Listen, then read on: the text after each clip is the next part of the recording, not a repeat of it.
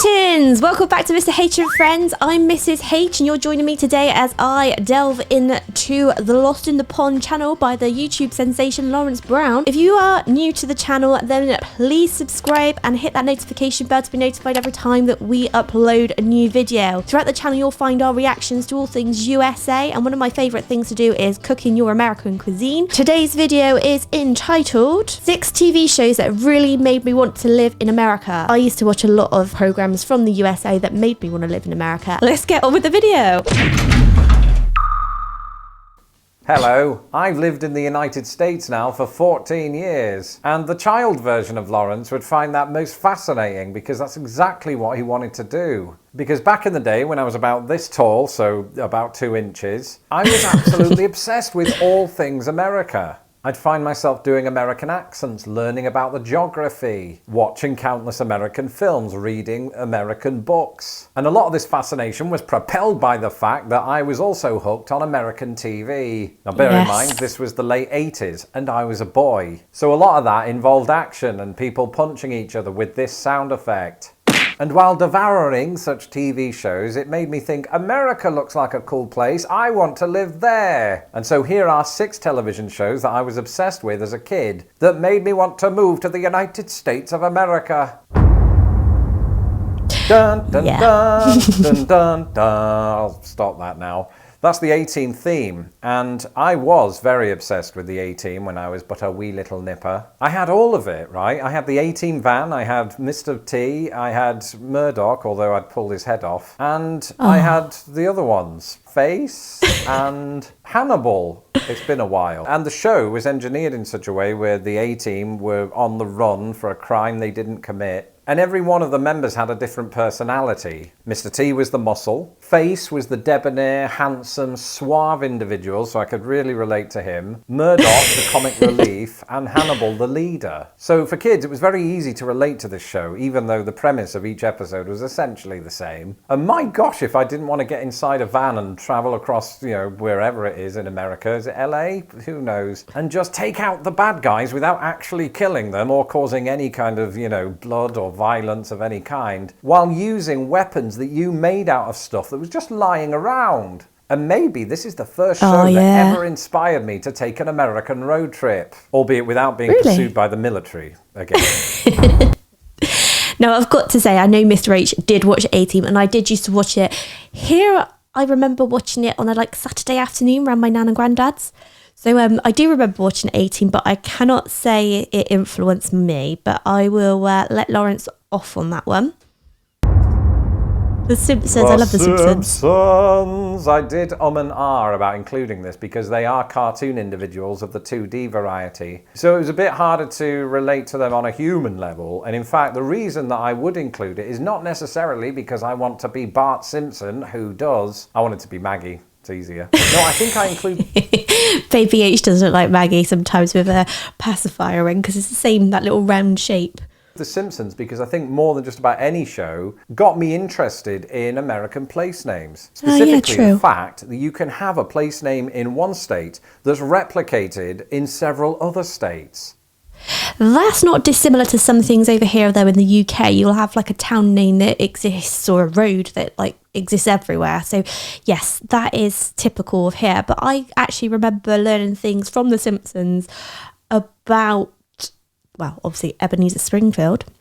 I'm hoping that's his name now. But George Washington, all the bits and pieces. And I did like Ron Howard in it. And, who's the guy? I recently actually found out that he was murdered by his wife. The one that does the voice of, hey, this is not the accent. You might remember me from such programs as blah, blah, blah, blah, blah. That guy, he was also in Jingle All the Way. Yeah, I think I read that he was murdered by his wife, or maybe ex-wife at the time. I'm not sure, but... Right, I'm not just talking about Springfield. Hey, Bristol.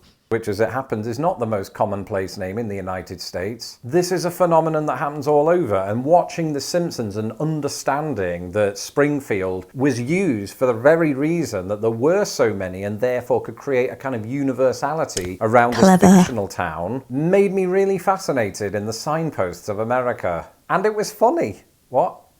And it still is funny, because it's still on the air. MacGyver. Oh, MacGyver.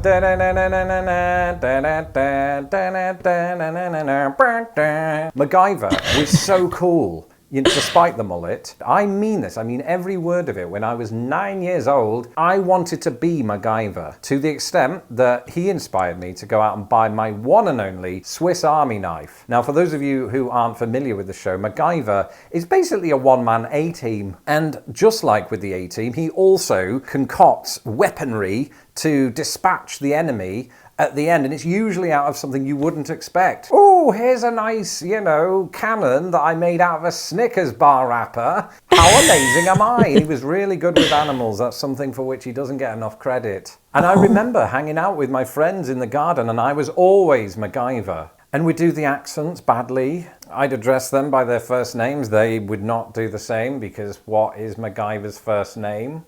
Angus, apparently. That is such a Scottish name, Angus MacGyver. Anyway, I think MacGyver, more than just about anyone, gave me this idea that being an American is cool, and I want to be cool. I've got to say, being American is cool. So, yeah, it wouldn't just be MacGyver. I think you Americans are bloody cool, and all the support you give us, just how friendly you all are. We've had so many lovely Christmas cards as well from all of you. They were a bit delayed because of the postal strikes that we had here in the UK. But shout out to everybody that sent us holiday greetings, who's just sent us mail, messages on the website, through our social media as well.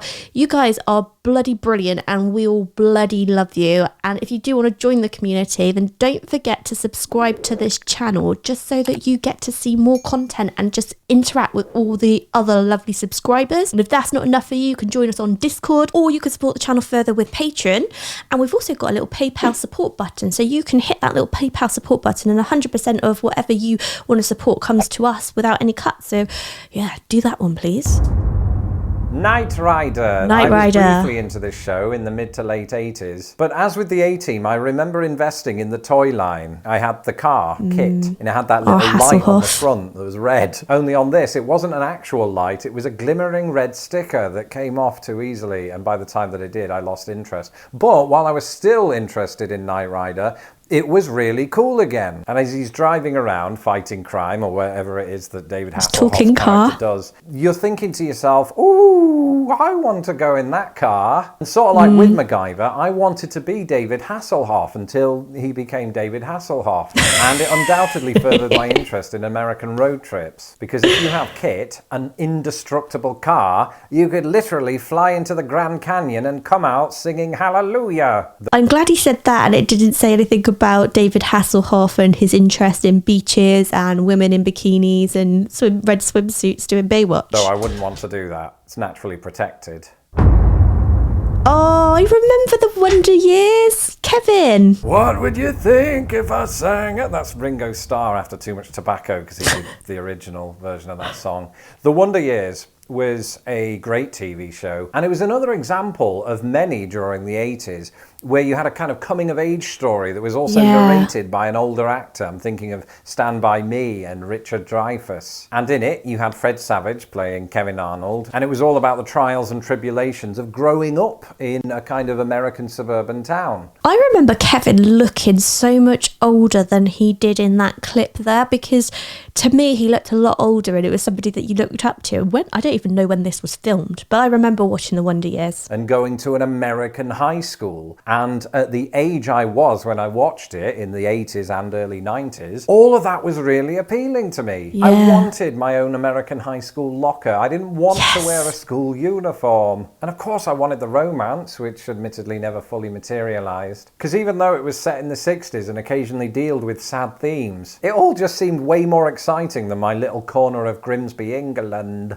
But alas, it never came to be, and I suppose now that I live in the US, I'm more or less the age Kevin Arnold was while he was narrating the show, probably. Oh, to go back in time, which brings us on. Do you know what? When I was younger, I always did want to go to an American high school, and like Lawrence said, the locker thing was like really exciting, because over here you have to carry everything from class to class, and you have your backpack, and there's nowhere to put your stuff. You got to take that with you everywhere you go. So like you get these big textbooks in your bag, you get your what we'd call PE kit or games kit, which is what you do your sport in your bag, your lunch in your bag, everything in the bloody bag, and you got to carry it. So no wonder we've all got bad backs nowadays. To this. Oh, I never watched this.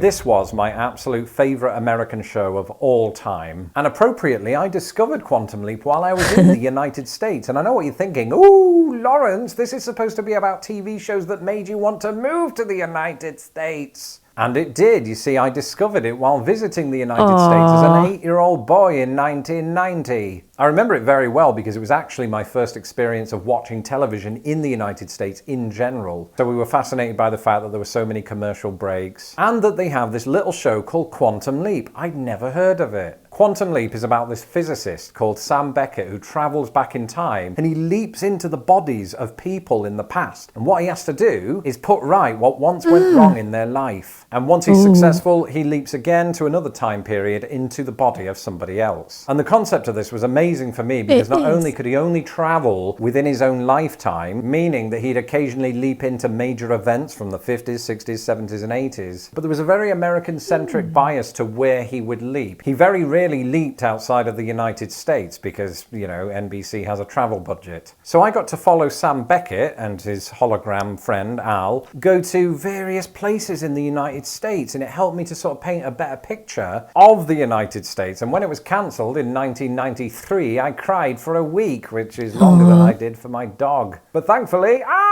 there's a new series. Picking up 30 years after the events of the original Quantum Leap, there's a new Quantum Leap out on NBC, and it's amazing! I might have to tell my straight about that one and see if we watch it, because I like the idea of that show, but never watched or heard of the original. Sorry, just went high-pitched there. I do that when I'm excited.